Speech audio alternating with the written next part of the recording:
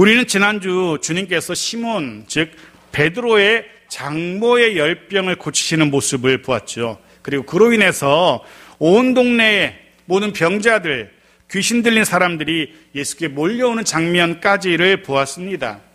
오늘 본문은 그들을 고치시는 주님의 모습을 기록하고 있을 겁니다. 그런지 봅시다. 34절입니다. 같이 읽죠. 시작. 예수께서 각종 병이 든 많은 사람을 고치시며 많은 귀신을 내쫓으시되 귀신이 자기를 알므로 그 말하는 것을 허락하지 아니하시니라. 네, 그렇습니다. 우리의 예상대로 병이 든 많은 사람들을 주님께서 고치십니다. 많은 귀신들을 내쫓으십니다. 그런데 흥미로운 것은 주께서 귀신이 예수님의 정체를 드러내는 것을 허락하지 않으셨다는 겁니다. 사실 우리는 이미 회당에 있던 귀신 들린 자가 예수님의 정체를 드러내는 장면을 보기도 했습니다. 물론 그때도 주님은 더 이상 귀신이 떠들지 못하도록 잠잠케 하시기도 했습니다. 이번에는 아예 처음부터 귀신의 입을 닫아 버리신 겁니다. 그런 생각을 해봅니다. 귀신의 입을 통해서, 그런 초자연적인 세력을 통해서 예수님이 누구신지 더 떠들면 더 빨리 예수님의 존재가 드러나게 되고 훨씬 더 사역하는 데 도움이 될 것 같은데 그렇지 않았던 것 같습니다. 오히려 그의 말함을 막으십니다. 아마도 한 사람의 입을 통해서, 정확히는 귀신이 말하는 것이긴 하지만 여튼 한 사람의 입을 통해서 주님의 정체가 드러나는 것과 수많은 귀신 들렸다 고침받은 사람들, 수많은 병자들, 그들의 입을 통해서 주님의 정체가 드러나는 것을 주님은 원치 않으셨던 것 같습니다.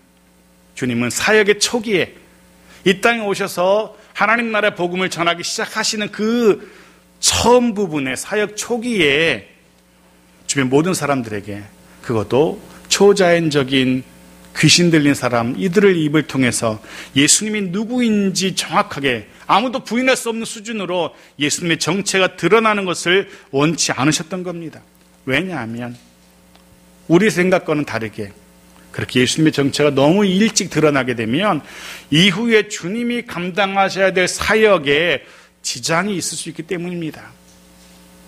즉 아직 주님의 십자가의 때가 아니었던 겁니다. 그런데 먼저 주님의 정체가 드러나게 되면 십자가의 때가 아직 멀었는데 자칫 잘못하면 사역에 지장이 있을 수 있기 때문에, 그래서 그들의 입을 막으십니다. 또한 병자가 고침을 받게 되는 것, 귀신 들린 자가 온전하게 되는 것, 이건 하나님의 나라가 임했다라는 증거이죠. 그 증거를, 하나님의 나라가 임했다는 그 증거를 보여주기 위해서 병자도 고치고 귀신 들린 자도 온전케 하는 거지, 예수님의 목적은 단순히 병자를 고치는 것, 귀신 들린 자와 온전하게 하는 것 그 자체에 있지 않다는 겁니다. 그를 통해서 하나님의 나라가 임했다라는 증거를 드러내기 원하셨던 겁니다. 해서 굳이 소문 내서 더 많은 병자, 더 많은 귀신 들린 자 불러 모을 이유가 없었던 겁니다. 이런 이유로 귀신 들린 자가 말하는 것을 막으셨던 것 같습니다. 게다가 한 가지 이유가 더 있을 듯도 한데요. 주님이 하셔야 될, 마땅히 하셔야 될 사역을 하신 것이기 때문에 굳이 온 동네에 더 크게 떠들어서 소문을 낼 이유도 없습니다. 즉 주님은 더 유명해질 필요가 없었던 겁니다. 그러고 싶지 않으셨던 겁니다. 명예를 위해서 혹은 돈을 위해서 병자 고치시고 귀신 들린 자 내쫓은 것이 아니기 때문에 그렇습니다. 해서 굳이 자신의 이름이 온 동네에 그렇게 소문나는 것을 원치 않으셨습니다. 사람의 생각과 우리의 생각과 많이 다릅니다. 사람들은 자신에게 없는 것도 만들어서 자랑하고 소문내려 합니다. 그래야 더 유명해지고, 유명해져야 사람들이 모여들고, 사람들이 모여들어야 명예도 얻고 권력도 얻고 하기 때문에, 그래야 돈도 벌기 때문에 더 자신의 이름을 소문내려 가죠. 더 자신을 자랑하려고 합니다. 사람을 모으기 위해서. 어떻게 하든 사람을 모으려고 합니다. 지난 주간인가요? 어떤 시사 프로그램의 TV를 잠깐 볼 일이 있었는데, 여러분도 보셨지 모르겠습니다. 지방에 어느 큰 교회가 코로나 백신 카드를 만들어서 나눠줬다라고 하더라고요. 그 백신 카드, 요만한 명함 같은 크기의 카드인데, 그것만 몸에 지니고 있으면, 전후 좌우로 위아래로 1m 60 정도는 코로나가 접근을 못한대요. 그 카드만 몸에 지니면. 그래서 교인들에게 그걸 나눠주고, 그 교회 교인들은 자신들은 코로나 바이러스 안 걸린다라고 그렇게 나눠줬대요. 그래서 인터뷰하는 내용을 보니까 왜 그런 걸 나눠줬냐니까, 코로나 걸리면 사람들이 교회 안 오니까 그거 주면 그거 받고 사람들이 교회에 올 것 같아서 교인들을 모으기 위해서 그렇게 백신 카드를 나눠줬노라라고.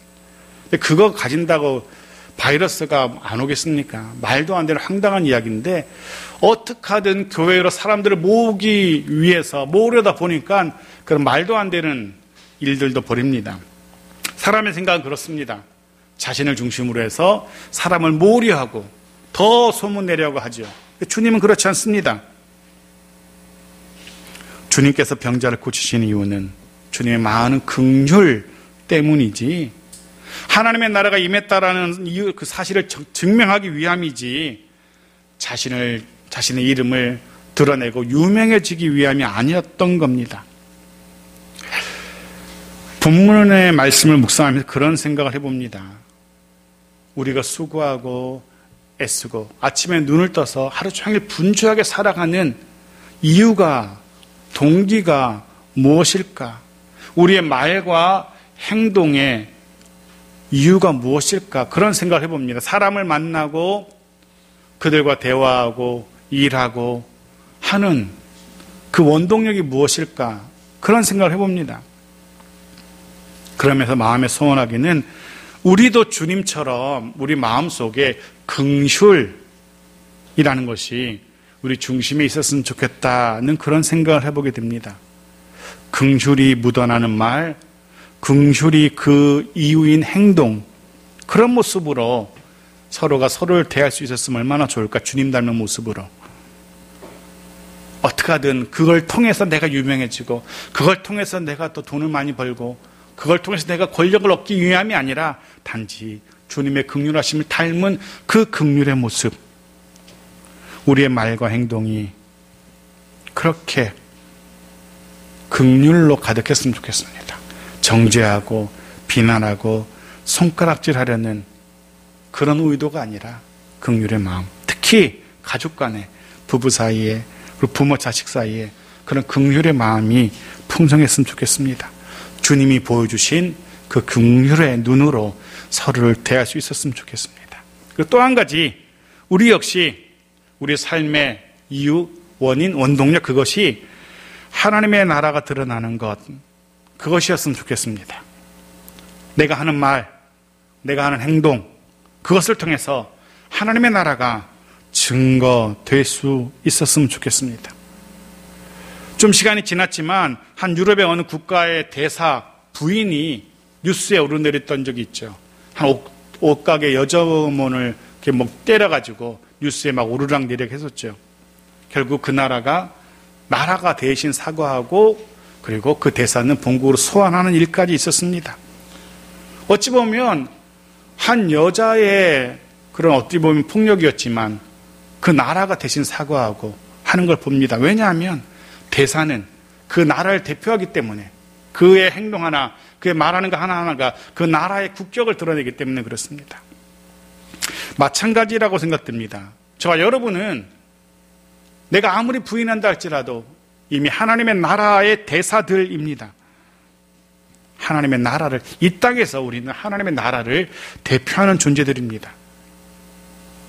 우리의 말, 우리 행동, 그 하나하나가 우리가 그 나라, 하나님의 나라가 어떠한 나라인지를 보여주는 너무나 선명한 증거라는 겁니다. 해서 우리는 우리의 말과 행동 조심해야 됩니다. 어떤 불신 남편이 그렇게 말했다라는 우스갯소리도 있습니다. 어떤 불신 남편이 하는 이야기가, 우리 집사람이 가는 천국이라면 난 가지 않겠노라라고. 그곳에도 우리들 내 옆에 내가 있다면 난 그곳 가고 싶지 않다고. 그곳은 그렇게 말했다라는 농담인지 진담인지 모르겠지만 우리는 조금 더 주의해야 됩니다. 조금 더 긴장하면서 우리의 말과 행동이 하나님의 나라의 어떠함을 드러낸다는 사실을 꼭 기억했으면 좋겠습니다. 자, 35절입니다. 같이 읽죠. 시작. 새벽 아직도 밝기 전에 예수께서 일어나 나가 한적한 곳으로 가사 거기서 기도하시더니 주님께서 그렇게 모여든 병자, 귀신 들린 자들 고치시고 온전케 하십니다. 사람들이 모여든 때는 우리가 보았지만 저물어서 해질 때였습니다. 그리고 밤새도록 주님은 그들을 상대하셔야 했을 겁니다. 그리고 새벽이 되어서야 그 자리를 벗어나십니다. 본문의 새벽은 대략 3시부터 6시 정도까지, 즉 주님은 지난밤에 한숨도 못 주무셨던 것 같습니다. 그리고 새벽이 되어서야 겨우 한숨 돌리고 그 자리를 벗어나십니다. 그런데 주님이 향하신 곳이 어디입니까? 그 피곤을 풀기 위한 뜨끈한 아랫목이 아니었습니다. 잠시 눈을 붙이고 흔히 말하는 쪽잠이라도 잘 수 있는 아늑한 방이 아니었습니다. 주님이 찾으신 곳은 한적한 곳이었습니다. 수많은 사람들이 모여있는 자리를 벗어난 주님이 향하셨던 곳은 한적한 곳이었습니다. 그리고 거기서 기도하십니다. 지금으로 표현하자면 새벽 기도의 시간이었던 것 같습니다. 사실 주님은 성경 곳곳에 보면 새벽 시간만이 아니라 깊은 저녁 시간에도 밤 시간에도 기도하십니다. 한밤중에도 기도하시던 주님입니다. 아침, 점심, 저녁 구분 없이 늘 기도하셨던 주님이십니다. 근데 물론 주님만이 아니었습니다. 당시 경건한 바리새인들도 그렇게 적어도 하루에 3번은 시간을 정해놓고 그리고 시도 때도 없이 수시로 기도하곤 했어요. 마태복음 6장 5절은 이런 기록이 있습니다. 보십시오. 같이 읽죠. 시작. 또 너희는 기도할 때에 외식하는 자와 같이 하지 말라. 그들은 사람에게 보이려고 회당과 큰 거리 어귀에 서서 기도하기를 좋아하느니라. 내가 진실로 너희에게 이르노니 그들은 자기 상을 이미 받았느니라. 무엇을 할 수 있습니까? 바리새인들은 수시로 기도해요. 회당이든 큰 거리 어귀든 때와 장소를 가리지 않고 기도하던 이들이 바리새인들이었어요. 하지만 똑같이 시도 때도 없이 기도하던 주님과 바리새인들의 기도는 완전히 엄청난 차이가 있습니다. 주님은 아버지 하나님과 교제하기 위해서 기도하셨습니다. 주님은 이 땅에서의 그 사역을 감당하기 위해서 필요한 하나님의 능력을 덧입기 위해서, 공급받기 위해서 기도하십니다. 즉 재충전이라고 말할 수 있죠. 하나님께로부터 충전하기 위해서 기도하십니다. 하지만 바리새인들의 기도는 전혀 다릅니다. 주님의 기도가 받아들이고 공급받고 충전하기 위한 기도였다면 바리새인들의 기도는 자신을 드러내기 위한 그런 기도였던 겁니다. 자신의 의로움을 자랑하기 위해, 자신의 종교심을 자랑하기 위해서 기도합니다. 기억하십시오. 주님으로 하여금 사역을 감당하도록 했던 것은 사람들의 인정과 사람들의 박수갈채가 아니었습니다. 사람들의 주목과 환호성이 아니었습니다.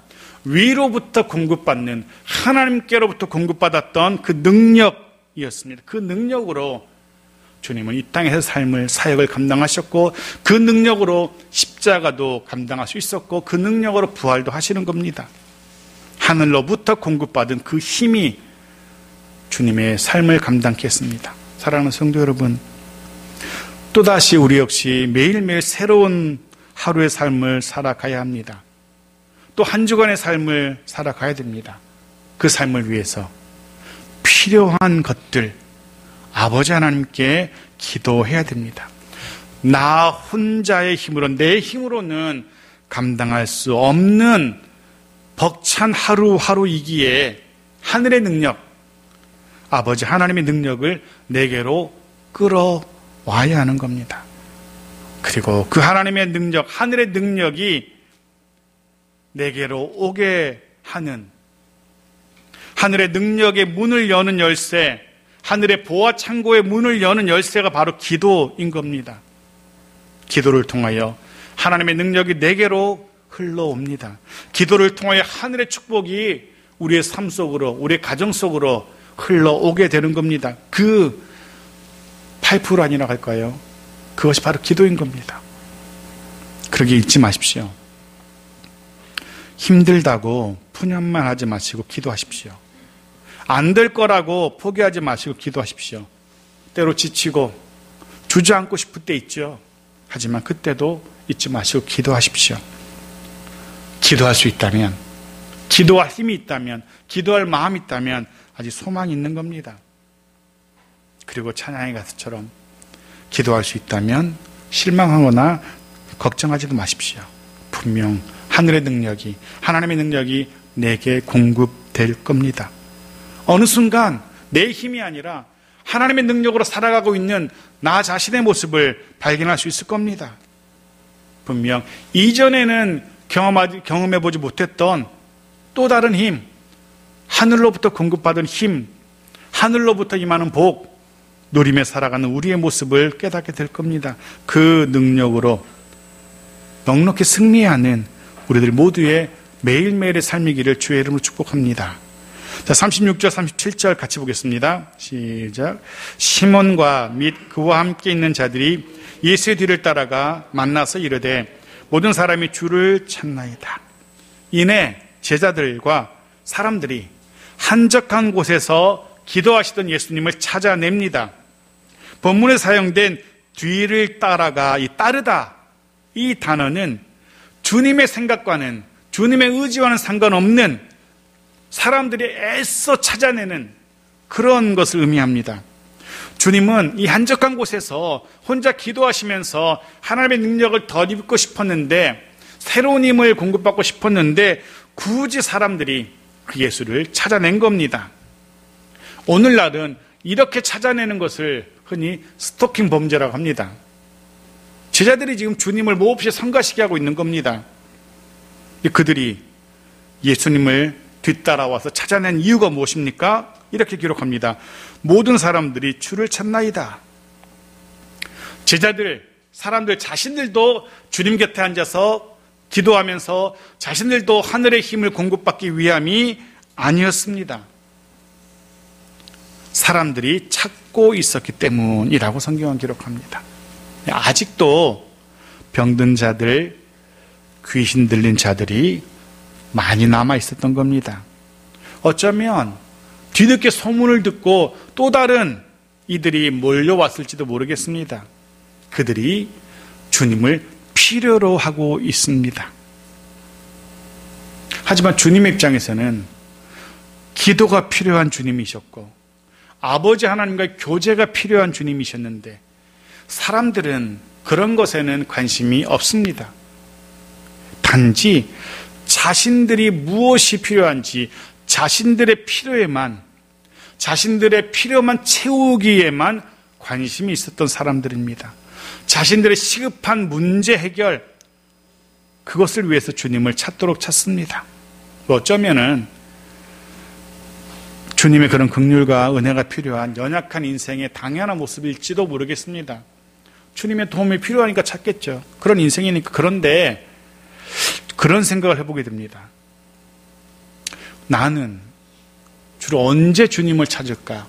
어느 때, 무엇 때문에, 무슨 이유로 주님을 찾곤 하는지.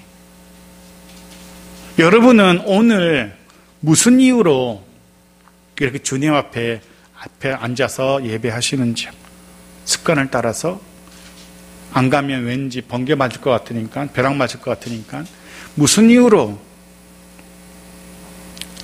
물론 나의 필요를 채우기 위함일 수도 있습니다. 혹은 한 주간 동안 베푸신 은혜를 기억하면서 하나님 앞에 나아가 주님 앞에 나와서 감사하기 위함일 수도 있습니다. 분명 우리의 필요를 채우시는 주님이십니다. 분명 우리는 우리의 필요를 주님께 구해야 됩니다. 우리는 연약한 인생이기 때문에, 내 힘만으로 살 수 없기 때문에 주님께 도움을 구해야 됩니다. 하지만 그럼 우리의 또 다른 필요를 채우는 것, 그것만 주님 앞에 나오는 이유가 되어서는 안 된다는 거죠. 내 또 다른 필요, 그것을 위해서만 주님 앞에 나오는, 엎드리는 그런 자가 되어서는 안 된다는 겁니다. 감사와 찬양과 예배와, 이것이 어쩌면 주님 앞에 모여서 엎드리는 첫 번째, 가장 중요한 이유가 되어야 합니다.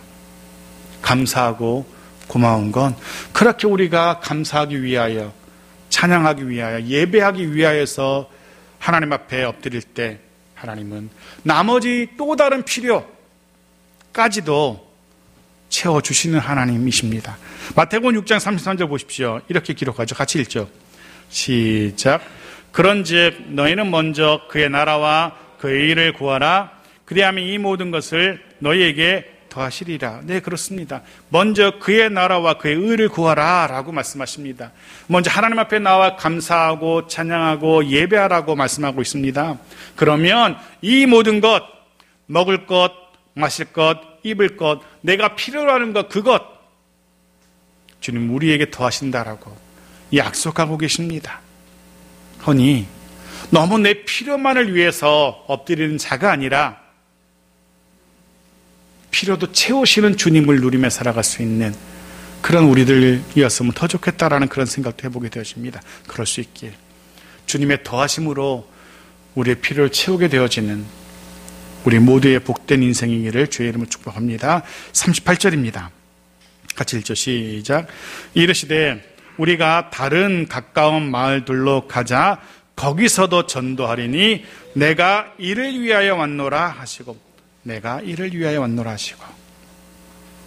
주님께서 많은 사람들이 주님을 찾습니다 하지만 주님이 어떻게 대답하십니까? 다른 마을로 가자라고. 여전히 이곳 가버나움 사람들이 예수를 필요로 하고 있습니다. 찾고 있습니다. 여전히 이곳 가버나움 사람들이 예수에게 매료돼서 홀딱 반해 있습니다. 찾도록 찾는 주님이십니다. 그런데 주님은 그곳을 떠나자라고 말씀하십니다. 만일에 저였다면 그런 사람들의 주목을 더 즐기고 싶었을 겁니다. 만약에 저라면 그런 사람들의 인기를, 박수갈채, 환호성을 더 누리고 싶었을 겁니다. 속으로 그래, 나는 이렇게 박수 받아 마땅하지, 그럼 나는 이렇게 환호성을 받아 마땅하지, 그러면서 즐겼을 겁니다. 하지만 주님은 그런 사람들의 환호성, 사람들의 인기, 그런 것에 연연하지 않습니다. 다른 곳으로 가십니다. 왜냐하면 주님은 그를 위해서, 그것을 위해서 이 땅에 오신 주님이시기 때문에. 한 곳에 머물러서 거기서 인정받고 인기 얻고 하시려고 이 땅에 오신 주님이 아니었습니다. 그를 위해 온 땅에 다니시면서 복음을 전하기 위해서 이 땅에 오신 주님이십니다. 교회의 존재 이유를 한번 생각해 봅니다. 복음을 전하기 위해 세워져 있는 교회인지, 복음을 전하기 위해서 움직이는 교회인지, 아니면 세상에서 더 유명해지고 더 크고 더 화려하고 더 높이 건물을 지어 올리기 위해서 존재하는 교회인지, 마찬가지로 성도들의 우선순위도 한번 생각해 보게 되어집니다. 무엇인지. 분명한 것은 복음 증거, 그것이 우리의 최우선의, 그것이 교회와 성도의 최우선의 우선순위가 되어야 된다는 겁니다. 물론 유명해질 수 있습니다. 교회도 규모를 더 키워야 하고 넓혀야 할 수도 있습니다. 하지만 그 모든 것들이 복음을 증거함, 이 최우선의 목적을 벗어나서는 안 된다는 거죠. 복음을 증거함, 이것이 또한 저와 여러분의 삶의 최우선의 목표이기를 소원합니다. 그런 거죠. 직장에 다니면서 열심히 일해서 인정받는 것, 열심히 운동해서 몸도 건강해지는 것, 사업이 번창해서 물질의 풍요를 누리게 되는 것, 열심히 공부해서 원하는 지식 습득하고 원하는 직장을 들어가고 명예를 얻게 되는 것, 이 모든 것들, 이 복음을 증거하기 위함이어야 합니다. 이 모든 것을 통해서 하나님 나라의 복음이 증거되어야 하는 겁니다. 주님은 그를 위해서 이 땅에 오셨고 고난도 당하셨고 죽기까지 하셨고 하셨던 겁니다. 자, 마지막 39절입니다. 같이 읽죠. 시작. 이에 온 갈릴리에 다니시며 그들의 여러 회당에서 전도하시고 또 귀신들을 내쫓으시더라. 네, 복음을 증거함. 그것을 위해서 온 갈릴리에 다니시면서 복음을 전하십니다. 그리고 그런 주님의 사역을 통해서 귀신이 쫓겨가게 되고요, 하나님의 나라가 확장되어 갑니다. 이전에 사탄이 주장하던 사람들이 사단의 손에 쥐어가지고 사단이 흔들던 사단의 나라에서 벗어나지 못했던 사람들 한 사람 한 사람 하나님의 나라로 돌아옵니다. 주님의 이 사역을 통해서 주님의 일을 위해서 이 땅에 오셨던 주님이십니다. 사랑하는 성도 여러분, 기억하십시오. 저와 여러분의 삶을 통해서 우리의 매일매일의 그 구체적인 삶을 통해서 가정에서건 일터에서건 하나님의 나라가 아주 조금씩이라도 하나님의 나라가 그 영역이 확장되어 가는 그런 은혜가 있었으면 좋겠습니다. 우리의 그런 열심히 일함을 통해서 열심히 수고함을 통해서 내 주변에 하나님의 나라가 점점 넓어져 가기를 바랍니다. 아까 말씀드린 것처럼 우리의 말과 행동을 통해서 주님의 나라가 더 넓혀지고 더 든든하게 세워져 가는 그런 우리 인생이었으면 좋겠습니다. 그럴 수 있기를 주의 이름으로 축복합니다. 부활을 기념하고 기억하는 감사하는 주일입니다. 오늘 본문은 주님이 왜 이 땅에 오셔야만 했는지 그 근원적인 질문을 우리에게 다시금 생각해 보게 합니다.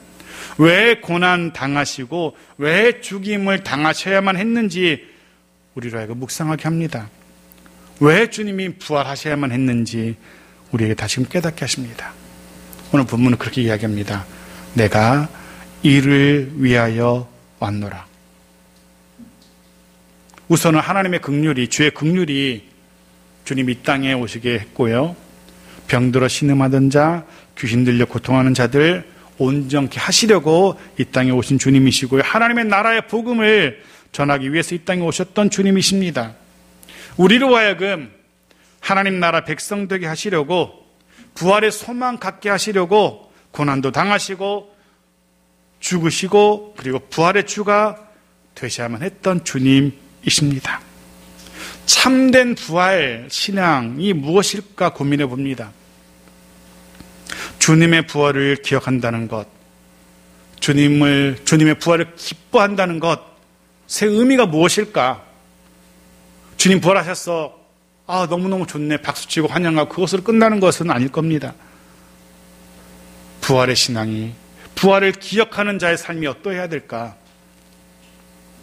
주께서 이 땅에 오셔서 하셨던 그 일, 주께서 죽으시기까지 하셔야만 했던 그 일, 그리고 부활하신 이후에는 제자들에게 맡기셨던 그 일을 감당하는 것, 바로 그것이 부활을 기억하고 감사하는 부활신앙의 정의라고 할 수 있을 겁니다. 이게 부활신앙입니다. 꼭 기억하십시오. 정말 중요한 것, 부활하신 주께서 주님이 오셔서 하셨던 그 일을 이제 저와 여러분에게 위임하신다는 겁니다. 지금까지는 주님이 하셨지만 이제는 부활하신 이후에는 그 일을 우리에게 맡기신다는 겁니다. 해서 우리도 주님이 이 땅에 오셔서 하셨던 그 모습 그대로 우리도 긍휼의 눈으로, 긍휼의 마음으로 이 땅을, 사람들을 봐야 되고요, 우리도 주님처럼 열심으로 부활하신 주님을 자랑해야 됩니다. 열심으로 이 땅의 인생들로 하여금, 이 땅의 백성들로 하여금 부활의 주를 만날 수 있도록 해야 됩니다. 우리의 수고, 우리의 헌신으로 하나님 나라 백성 되는 이들이 더 많아져야 하는 것입니다. 이제 우리는 이렇게 고백하며 결단해야 됩니다. 나도 이를 위하여 세상으로 가노라. 주님이 이 일을 위해서 이 땅에 오셨던 것처럼 이제는 우리가 그 다짐으로 나도 그 일을 위하여 세상 속으로 들어가노라. 나도 일을 위하여 일터로 가노라, 학교로 가노라 라고 다짐해야 되는 겁니다. 일을 위하여. 잘 먹고 잘 살려고, 유명해지려고가 아니라 주님이 하셨던 그 일 하기 위해서, 부활하신 이후에 제자들에게 그렇게 당부하면서 맡기셨던 그 일 기대하시면서 제자들에게 위임하셨던 그 일을 위해서 우리도 세상으로 나아가야 되는 겁니다. 해서 우리는 우리를 통하여 이 땅의 인생들이 회복되는 일들 볼 수 있어야 됩니다. 해서 우리로 인하여서 이 땅의 인생들이 온전하게 되는 일들, 그런 일들을 우리가 경험할 수 있어야 됩니다. 주님이 하셨던 그 일처럼. 부활하신 주님은 그 일을 이제 저와 여러분에게 맡기시고 기대하십니다. 부활의 신앙으로 부활하신 주께서 맡기신 그 일, 더불어 부활하신 주님이 늘 우리와 함께 하시기에 그 주님 공급하시는 그 능력으로 이 일 잘 감당하는, 최선을 다해서 성실하게 감당하는 우리 모두의 또 한 주간이기를 주의 이름으로 축복합니다.